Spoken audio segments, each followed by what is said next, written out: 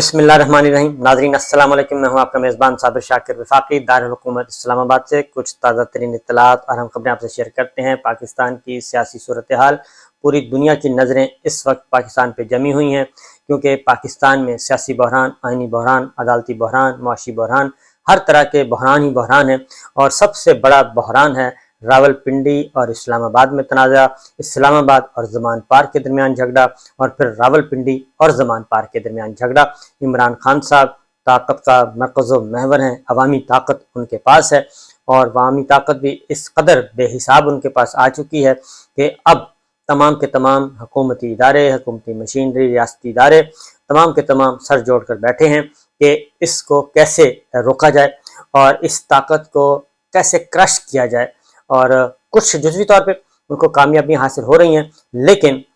وہ جاننے والے جانتے ہیں کہ وہ جو کامیابیاں ہیں اس سے کوئی فرق نہیں پڑے گا، اور اس کی وجہ جیسے ہی انتخابات ہوں گے تو معاملات جو ہیں پھر ایک طرف اسی طرف جائیں گے جس طرف جانا چاہیے۔ اور اس کی ایک مثال میں آپ کو دے دوں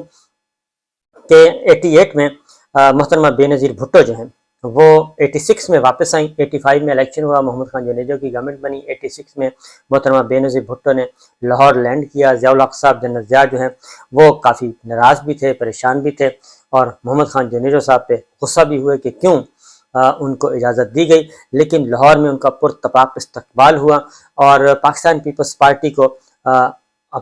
فنا کر چکے تھے ویسے تو، کیونکہ پیپلز پارٹی وہ سمجھتے تھے اس وقت کی اسٹیبلشمنٹ جنرل ضیاء صاحب کہ اب پیپلز پارٹی دوبارہ نہیں اٹھ سکے گی۔ 11 سال بعد ظاہر الیکشن کروائے گئے، اور جو الیکشن کی تاریخ دی گئی 88 کی وہ تاریخ بھی بڑا سوچ سمجھ کے دی گئی، اور اس وقت محترمہ بے نظیر جو ہیں وہ پریگننٹ تھیں، اور اس لیے وہ تاریخ دی گئی ضیاء الحق صاحب نے خاص طور پہ کہ وہ الیکشن کمپین نہیں چلا سکیں گے، اور اس لیے وہ تاریخ دے دی گئی تھی۔ لیکن ہوا یہ کہ وہ سب کچھ معاملات ختم، اور وہ سارے کے سارے الیکشن جو ہے وہ محترمہ بے نظیر بھٹو، ان شارٹ بتا رہا ہوں کہ محترمہ بے نظیر بھٹو جیت گئی تھی۔ اسی طریقے سے اب بھی یہی مسئلہ ہے کہ جتنی بھی جوڑ توڑ کیا جا رہا ہے، پارٹی کرش کی جا رہی ہے، لوگوں کو توڑا جا رہا ہے، جیلوں میں ڈالا جا رہا ہے، مصیبتیں ہیں، صعوبتیں ہیں، اور پارٹی چھوڑ چھوڑ کے لوگ جا رہے ہیں، لیکن الیکشن جب بھی ہوں گے وہ پاکستان تحریک انصاف جیت جائے گی۔ یہ ہے اصل مسئلہ۔ اب آتے ہیں کچھ اسی سے جڑی ہوئی، کیونکہ ساری الیکشن کو روکنے کی بہت زیادہ کوشش کی جا رہی ہے کہ الیکشن کی تاریخ نہ آئے اور عدالتیں فیصلہ نہ دیں۔ پچھلا ولاگ ضرور سن لیجیے گا، اس میں نے کافی اہم باتیں کی ہیں، اسی سے تسلسل کے ساتھ یہ والا بھی ہے، پچھلا سنیں گے تو یہ والی باتیں جو ہیں وہ آپ کو کافی سمجھ آ جائیں گی۔ بہرحال اس وقت معاملہ یہ ہے کہ آج 26 مئی ہے اور جمعۃ المبارک ہے، اور 26 مئی میں تو کوئی ایسی خاص بات نہیں، لیکن جو آج جمعۃ المبارک ہے یہ جمعہ بھی مسلم لیگ نواز کے لیے، شریف فیملی کے لیے بھاری گزرے گا، اور اس کی وجہ ہے انہوں نے ایک پلان تیار کیا ہوا تھا، پلان پہ عمل درآمد بھی شروع کروا دیا گیا، اور آنن فانن وہ اس پلان پہ عمل کرتے ہوئے ایک ہی پلان میں کئی وکٹیں اڑوانا چاہ رہے ہیں۔ اور مسلم لیگ نواز شریف فیملی آپ کو پتہ بہت زیادہ شاطر ہے، سمجھدار لوگ ہیں، پرانے گھاگ ہیں، اور ٹانکے لگانا، باریک وارداتیں کرنا، تو ان سے کوئی سیکھے۔ اس وقت عمران خان صاحب اور اسٹیبلشمنٹ جو ہے، ملٹری لیڈرشپ، وہ دو بدو ہے آپس میں، ان کا پنجہ آزمائی نہیں بلکہ اچھی خاصی مار دھاڑ چل رہی ہے، ایک دوسرے کو لپڑ و لپڑی ہوئی ہوئے ہیں، اور وہ ہمیں نظر آ رہے ہیں ایک دوسرے کو کہ گریبان تک پہنچے ہوئے ہیں۔ تو اس لڑائی سے فائدہ اٹھاتے ہوئے، اس تناؤ کا فائدہ اٹھاتے ہوئے، مسلم لیگ نواز اور شریف فیملی پیرالل اپنی پلاننگ کر رہی ہے، اور اپنے منصوبے بنا رہی ہے، اور وہ سمجھتی ہے کہ اسٹیبلشمنٹ کو اور ملٹری لیڈرشپ کو اس چیز کا پتہ نہیں ہے، اور وہ خاموشی سے دنیا کر کے گزر جائیں گے۔ نہیں، ایسا نہیں ہے، اور پھر یہ بھی وہ سمجھتے ہیں کہ بہت جلد نواز شریف صاحب اینڈ مریم صاحبہ اور پی ایم ایل این وہ سمجھتے ہیں کہ بہت جلد ہم جوڈیشل کو کر لیں گے۔ پہلے بھی جوڈیشل کو کی کوشش کی، عدالتی بغاوت کی، اور عدلیہ کے اندر انہوں نے کو کرنے کی کوشش کی، لیکن وہ کامیاب نہیں ہو سکے، اور وہ فلاپ ہو گئی تھی، جس کو تارڑ پلان اور کوئٹہ سازش کہا جاتا ہے۔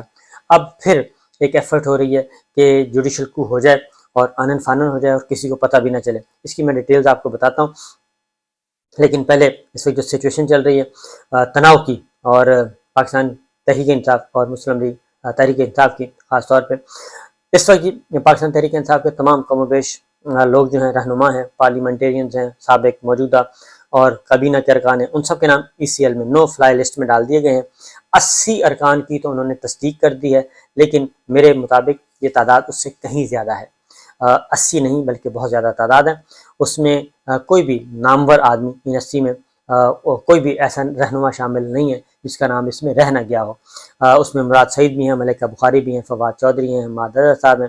اور قاسم سوری ہیں، اسد قیصر ہیں، یاسمین ارشد، میاں اسلم اقبال ہیں، اور دیگر جو ہیں وہ سب کے سب ECL میں ان کا نو فلائی لسٹ میں نام ڈال دیا گیا ہے۔ وہ اس لیے ڈالا گیا ہے کہ خاص طور پہ جو لوگ جیلوں سے رہا ہوئے ہیں وہ نہ نکلنے پائیں، اور وہ ایسا نہ ہو کہ باہر جائیں اور باہر جا کے وہ آزادی اظہار رائے کا بھرپور فائدہ اٹھائیں، اور کوئی راز جو ہیں یہ رجیم چینج سے اب تک جو چل رہے ہیں اور یہ جو جیلوں کے پیچھے کی کہانیاں ہیں وہ جا کے بیان نہ کرنا شروع کر دیں۔ اس لیے اس میں آپ نے دیکھا ہوگا کہ ملکہ بخاری بھی شامل ہیں، فواد چودھری بھی شامل ہیں اس میں، باقی تو یاسمین راشد صاحب ابھی قید ہیں، اور مراد سعید صاحب ابھی تک روپوش ہیں، قاسم سوری بھی، ان سب کے نام ECL میں موجود ہیں نو فلائی لسٹ میں۔ بہرحال اس کے ساتھ جی ایک اور بھی، کیونکہ اس وقت جو کوشش ہو رہی ہے وہ کوشش یہ ہو رہی ہے کہ کسی بھی طریقے سے سپریم کورٹ آف پاکستان جو ہے وہ جو 14 مئی کا الیکشن کا فیصلہ ہے وہ نہ دینے پائے، اس کو روکنے کے لیے ایک انہوں نے آڈیو کمیشن بنا دیا، اور آڈیو کمیشن میں تمام اس میں ججز جو ہیں وہ بھی شامل کر لیے جو کہ نیب والا کیس سن رہے ہیں، نیب آرڈیننس والا، کیونکہ وہ NRO 2 جو ہے وہ ریورس ہو سکتا ہے اگر اس میں سپریم کورٹ فیصلہ دے دے۔ نمبر 2 الیکشن میٹر سن رہے ہیں۔ اب یہ الیکشن کا پہلے میں بتا دوں کیونکہ یہ ساری جو چیزیں آپس میں انٹرلنک ہیں، اور یہ جو آڈیو کمیشن بنایا گیا ہے مسلم لیگ نواز نے خاص طور پہ، وہ بھی اسی لیے بنایا گیا ہے آڈیو کمیشن کہ وہ ججز کو، ایک تو اپنے جو مخالف ججز جن کو وہ سمجھتے ہیں ان کو فارغ کر دیا جائے، وہاں سے سپریم کورٹ سے نکالا جائے، اور ان کے خلاف ایک باقاعدہ پہلے کمیشن کی رپورٹ آ جائے، اور کمیشن کی رپورٹ آنے کے بعد پھر وہ اگلا پروسیس کریں گے سپریم جوڈیشل کونسل میں، وہ پھر ریفرنس باقاعدہ طور پہ گورنمنٹ بھیجے گی اس کمیشن کی رپورٹ پہ، اور کمیشن نے 1 مہینے کے اندر اندر رپورٹ دینی ہے۔ اب وہ یہ سب کچھ چیف جسٹس عمر صاحب بندیال صاحب کے ساتھ تو کم کر رہے ہیں کیونکہ ٹائم اتنا نہیں ہے، یہ اس وقت مئی کا مہینہ چل رہا ہے، تو یہ 30 جون تک بھی اگر کمیشن اپنی رپورٹ مکمل کرتا ہے تو پھر بھی اس میں ہو سکتا ہے اس میں ٹائم تھوڑا سا زیادہ لینا پڑے، تو جون جولائی میں اگر اس کی رپورٹ آتی ہے آڈیو کمیشن کی تو بھی اگست کا مہینہ ایک باقی بچتا، اور سپٹمبر میں عمر عطا بندیال صاحب نے چلے جانا ہے۔ یہ in fact justice Ijaz ul Ahsan صاحب، جسٹس منیب اختر صاحب، جسٹس نقوی صاحب اور ان آنریبل ججز کے خلاف اصل میں کمیشن سے وہ آرڈر لینا چاہتے ہیں، اور یہی کمیشن ہے اس وقت جسٹس قاضی فائز عیسیٰ صاحب کی سربراہی میں۔ جیسے ہی ستمبر ختم ہوگا اور ستمبر کے مڈ میں بلکہ آ جائیں گے قاضی فائز عیسیٰ صاحب، چیف جسٹس آف پاکستان بن جائیں گے، اور پھر وہی کمیشن کی رپورٹ ہے اسی کی بنیاد پر ریفرنس آئیں گے، اور ان آنریبل ججز کو فارغ کرنے کا پلان ہے، جو کہ جسٹس قاضی فائز عیسیٰ صاحب سمجھتے ہیں کہ یہ ان کے مخالف کیمپ کے ججز ہیں اور وہ ان کے فیور کے ججز نہیں ہیں، اس لیے یہ چل رہا ہے۔ اور دوسرا مین مقصد ہے 14 مئی والا آرڈر رکوانا۔ تو آڈیو لیکس جو ہے وہ چیلنج ہو چکا ہے بہاولپور ہائی کورٹ میں، جسٹس عاصم حفیظ ہیں، انہوں نے ابتدائی سماعت بھی کی ہے اور 29 مئی کا نوٹس جاری کر دیا اٹارنی جنرل کو، لیکن انہوں نے آڈیو کمیشن کا جو نوٹیفیکیشن ہے وہ سسپینڈ نہیں کیا۔ انہوں نے کہا کہ اٹارنی جنرل کی پہلے موقف سنیں گے اس کے بعد سسپینڈ کریں گے۔ اب 26 تاریخ ہے، آج کل 27 ہے، تو کل پھر اجلاس ہے کورٹ روم نمبر 2 میں اجلاس ہے آڈیو کمیشن کا، لہٰذا یہ سلسلہ چل رہا ہے، اور اس میں اب ہوا یہ ہے کہ پیرالل آڈیو کمیشن کو سپریم کورٹ میں بھی چیلنج کر دیا گیا، اور چیلنج کیا ہے عابد زبیری صاحب نے، سپریم کورٹ بار کے صدر ہیں، انہوں نے چیلنج کیا ہے اور ایک بڑی پرفیکٹ قسم کی پیٹیشن فائل کر دی ہے۔ صدر سپریم کورٹ بار نے آڈیو لیکس پہ جو جوڈیشل کمیشن بنا ہے اس کو روکنے کی استدعا کی ہے جی، اور عابد زبیری صاحب نے یہ فائل کی ہے، اور کیونکہ وہ خود بھی متاثرہ فریق میں شامل ہیں، ان کو بھی نوٹس ہوا ہے، ان کو بھی بلایا ہے آڈیو کمیشن نے تحقیقات کر رہا ہے۔ اب سپریم کورٹ فون ٹیپنگ کو غیر آئینی قرار دے چکی ہے، یہ جو فون ٹیپ کرنا ہے اس کو وہ کہتے ہیں غیر آئینی قرار دے چکی ہے، اس لیے آڈیو لیکس جوڈیشل کمیشن کے تشکیل کا نوٹیفیکیشن معطل کیا جائے، کیونکہ اس میں ایک لگنا موجود ہے، اور وہ یہ ہے کہ چیف جسٹس آف پاکستان جو ہیں ان کو لکھا جاتا ہے کہ آپ ججز نامینیٹ کریں، تو گورنمنٹ کہتی ہے کہ یہ تو ہے ہی ان کے خلاف، اور اس لیے ہم کیسے ان کو خط لکھیں اور ان سے مانگیں، لہٰذا ہم نے ڈائریکٹ ہی کر دیا ہے۔ تو اس لیے، اور ہو سکتا ہے کوئی اس کیس کے اندر بھی کچھ اور ہی نکل آئے، تو بہرحال یہ اس بنیاد پہ انہوں نے کہا جی چیلنج کیا، کیونکہ چیف جسٹس آف پاکستان کے علم میں نہیں تھا، گورنمنٹ نے بنا دیا اور یہ نہیں بنتا۔ آگے جو مزید اعتراضات ہیں وہ یہ ہے کہ سپریم کورٹ نے فون ٹیپنگ کو غیر آئینی قرار دیا ہے، اور فون ٹیپنگ صرف دہشت گردی کے مقدمات میں ہائی کورٹ کے جج کی اجازت سے کی جا سکتی ہے، اور کسی فون ریکارڈنگ کو اسی صورت میں درست تصور کیا جاتا ہے جب ریکارڈنگ کرنے والا موجود ہو۔ اور جوڈیشل کمیشن کا جو پہلا اجلاس ہے اس کا حکم نامہ بھی خلاف قانون قرار دے دیا جائے، کیونکہ انہوں نے جلدی میں بہت کچھ لکھ دیا ہے۔ اور جوڈیشل کمیشن نے اٹارنی جنرل سے یہ نہیں پوچھا کہ مبینہ آڈیو ریکارڈنگ کس نے کی ہے، کیونکہ ایک ہیئرنگ ہو چکی ہے، اور حکومت نے سوشل میڈیا پر مبینہ آڈیوز جاری کرنے والوں کے خلاف کارروائی نہیں کی۔ اور کیوں نہیں کی؟ اب یہ معاملہ ہے، اب یہ پلٹا کھانے والا ہے۔ میں آپ کو یہ بتا دوں کہ یہ بنا تو دیا انہوں نے آڈیو کمیشن، لیکن سپریم کورٹ کا لارجر بینچ بن چکا ہے، اور سپریم کورٹ کے لارجر بینچ نے آج اس کی سماعت کرنی ہے، اور جمعۃ المبارک، تو آج جو ہے نوٹیفیکیشن اور کارروائی جو ہے اس کو بہت زیادہ امکان ہے کہ روک دیا جائے گا، سسپینڈ کر دیا جائے گا، اور یہ کارروائی آگے نہیں بڑھ سکے گی، بلکہ ہو سکتا ہے یہ لارجر بینچ جو ہے وہ از خود اسی پیٹیشن پہ، عابد زبیری صاحب کی جو صدر ہیں سپریم کورٹ بار کے، اس پہ سپریم کورٹ کا یہ لارجر بینچ ہی کارروائی شروع کر دے گا، اور اس میں وہ کہتے ہیں کہ یہ خود بخود ہی سارے کے سارے اس جال میں پھنس گئے ہیں۔ انہوں نے کمیشن بنایا، کمیشن غیر آئینی اور غیر قانونی ہے، اور جسٹس قاضی فائز صاحب نے فوراً کام شروع کر دیا۔ ان کے ساتھ ہیں جسٹس عامر فاروق صاحب، اسلام آباد ہائی کورٹ کے چیف جسٹس، اور افغانستان کے کوٹا بلوچستان چیف جسٹس جو ہیں وہ ہیں نعیم اختر افغان۔ یہ کارروائی یہ شروع کر دی انہوں نے، لیکن سپریم کورٹ آف پاکستان آج